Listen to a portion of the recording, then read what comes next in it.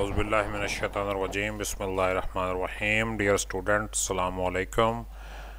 Second year में उर्दू के रमूज़ औक़ाफ़ के साथ मैं हूं प्रोफेसर खिज़र अब्बास और आज हम रमूज़ औक़ाफ़ के सिलसिले में आखिरी लेक्चर रिकॉर्ड करने लगे हैं।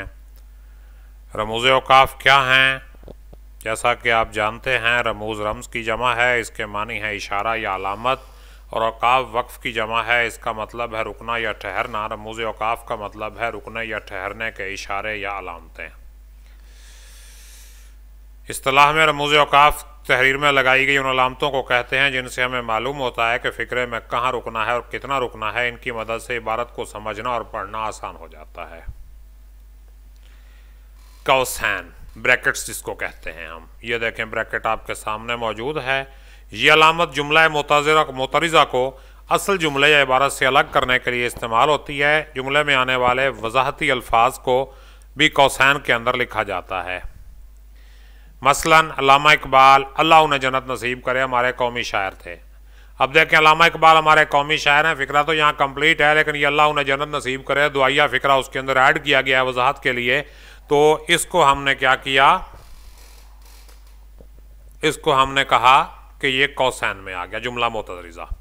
और आपका बेटा उमैर बड़ा काबिल है, तो आपका बेटा बड़ा काबिल है भी जुमला मुकम्मल है। उमैर बेटे की वजाहत के लिए आया है, तो ये वजाहती जुमला या जुमला मोतरिज़ा जिसको कहते हैं वजाहती जुमला होता है। मौलवी अब्दुल हक, जिन्हें बाबा उर्दू कहा जाता है, कराची में दफन। अब जिन्हें बाबा उर्दू कहा जाता है, ये कौसैन में बंद है, ये जुमला मोतरिज़ा है।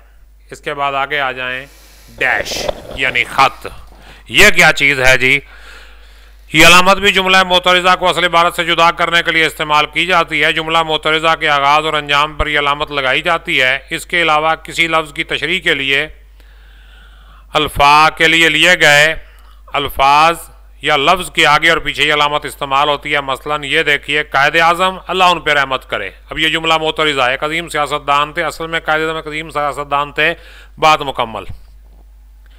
पाकिस्तान के चारों सूबों पंजाब, सिंध, खैबर पख्तूनख्वा, बलोचिस्तान में उर्दू पाकिस्तान के चारों सूबों पंजाब, सिंध, खैबर पख्तूनख्वा, बलोचिस्तान में बोली जाती है। अब देखें, पंजाब, सिंध, खैबर पख्तूनख्वा, बलोचिस्तान, ये पूरा उसका वजाहती जुमला है।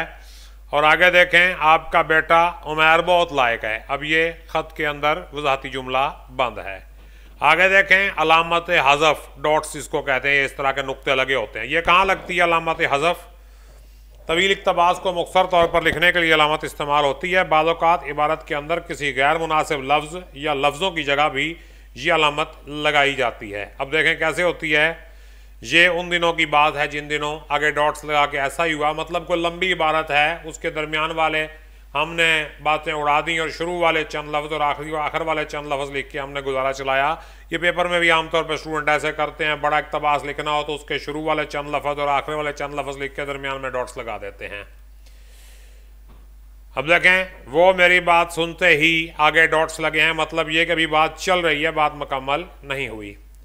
और मैं उस डैश की कोई बात नहीं सुनूंगा, तो यहाँ ये डैश कोई बुरा लफ्ज़ है, उसे कोई गाली दी है या उसके बारे में कोई नामुनासिब बात कही है, तो उसके लिए यहाँ पे अलामत हज़फ लगी है। तो डियर स्टूडेंट्स, इम्तिहान में रमूज़ औक़ाफ़ का सवाल कैसे आएगा? तो रमूज़ औक़ाफ़ से मुतल्लिक़ सवाल कसीरुल इंतख़ाबी सवालात की शक्ल में आएगा और मुख्तलिफ़ तरीके से पूछा जा सकता है। नाम बताकर तारीफ़ पूछी जाए, इस्तेमाल अलामत पूछी जा सकती है आपको, और तारीफ़ या अलामत इस्तेमाल बताकर नाम पूछा जा सकता है। और इसके बाद फ़िक्रात में अमली तौर पर इस्तेमाल भी करवाया जा सकता है। और इसके साथ ही रमूज़ औक़ाफ़ का मौजू जो है हमारा कंप्लीट हो चुका है। और इसके बाद फिर नेक्स्ट लेक्चर किसी और टॉपिक पे आपको दिया जाएगा। तब तक के लिए इजाज़त दीजिए। Thank you for attending this lecture.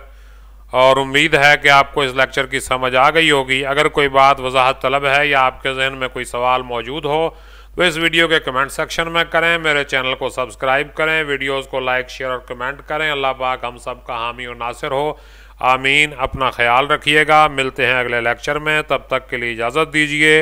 Allah निगहबान।